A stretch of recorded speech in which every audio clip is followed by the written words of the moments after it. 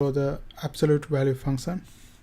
Now let's look at the first example. Let's say we have y is equal to absolute value x. How does the graph look like? So here our x-axis and here our y-axis, and here you can actually take some points around 0 to have the idea. So let's create the table here first. I remove this one. Let's make a table. Let's say we have x values and y values. Let's put some x values and y values. So this is x and this is y, and I'm going to start from 0. Like 0. What is the absolute value of 0? Absolute value of 0 is 0. What's the absolute value of 1? 1. What's the absolute value of 2? 2. And what's the absolute value of negative 1? If you do absolute value for negative values, that's going to become positive. So this is going to be positive 1 right here. And if you do absolute value of negative 2, that's going to be positive 2.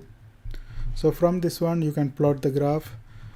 Now let's go ahead and plot the graph actually. So 0 right here, and let's plug some values. Negative 1, negative 2, this is positive 1, positive 2, and in the y-axis this is positive 1, positive 2, this is negative 1 and negative 2.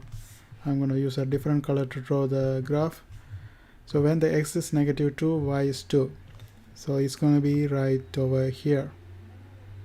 And when the x is negative 1, y is 1, so it's going to be right over here. And when the x is 0, y also 0, so it's going to be right here. And when the x is 1, y is 1, it's going to be right here. And then when the x is 2, y is also 2, so it's going to be right here. So now we can go ahead and draw this graph, and the graph is going to look like this. And if you keep on expanding, it's going to go to the infinity. So the domain for this one is negative infinity to positive infinity.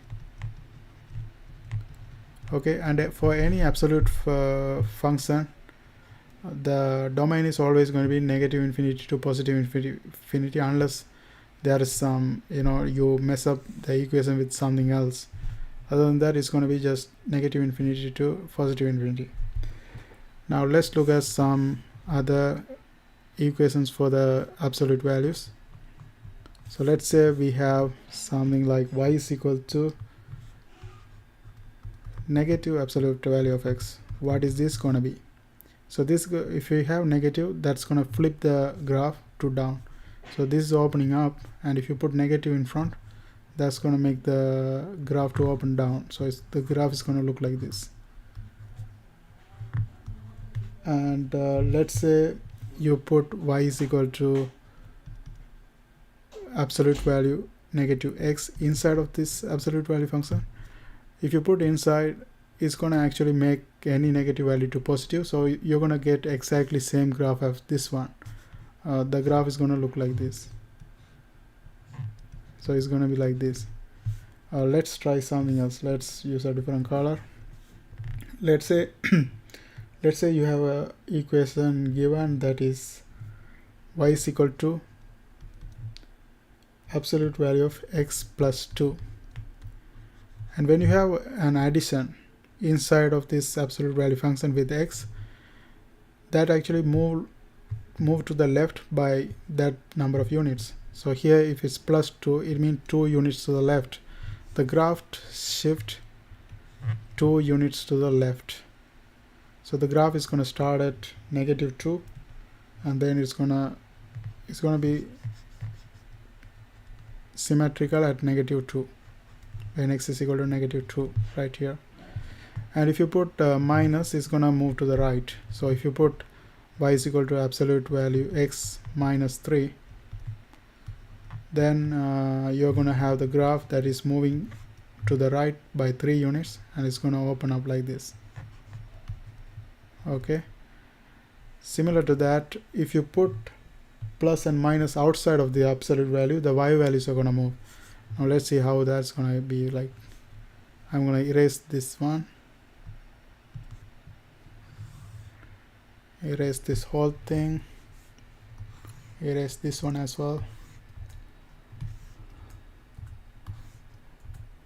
Okay, so let's say you have given this equation that is y is equal to absolute value of x plus 2. So for this one, you know, like when it's inside of this one, we had like when it's plus is moved to the left and when it's minus moved to the right. But if it's outside, if it's plus is moved to the upside, and if it's minus it moves to the downside. So for this one, the absolute value graph is going to look like this. It's going to start at 2 and going up forever. So this point is 2, this point right here, I put it with the red mark so you can see clearly. So this point right here is 2, so it's starting from 2 and then expand like this. Let's say you have equation like y is equal to absolute value of x minus 3, then it's gonna start from -3. So the graph gonna look like this. Is absolute value graph, but it's starting from -3 right here and it goes up forever like this. Okay, and that's it for this one. Let's say you have a equation given like y is equal to negative absolute value of x minus 3. What is this gonna look like?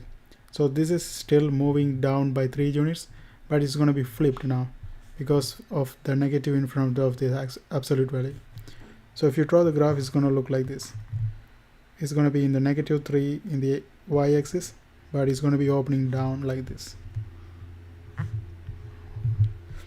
Okay, so we have looked at the domain. If you in my previous graph I have shown you the domain. Domain is always going to be -infinity to infinity.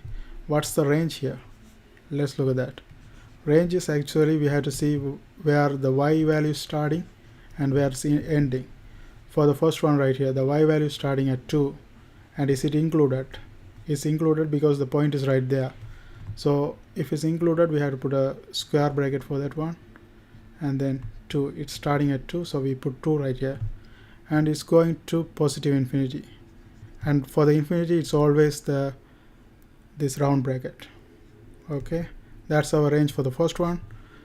And for the second one, starting at -3, so it's square at -3, and then it goes to the positive infinity. That's going to be round bracket over there.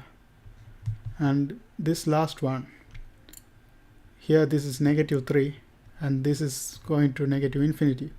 But whenever you are writing range, you have to write the lowest one first, so the -infinity has to come first. So here you put -infinity first in the round bracket, then it's ending at -3, so -3 in the square bracket. And that's it for this video, guys. Thanks for watching. See you guys on my next video.